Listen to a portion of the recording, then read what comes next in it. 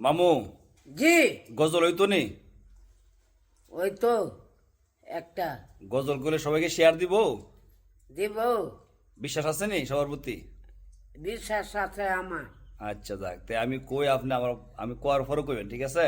Hello. মন মাঝি খবরদার, আমার তোরি যেন বেরে না, আমার নৌকা যেন ডুবে না। মন মাঝি খবরদার।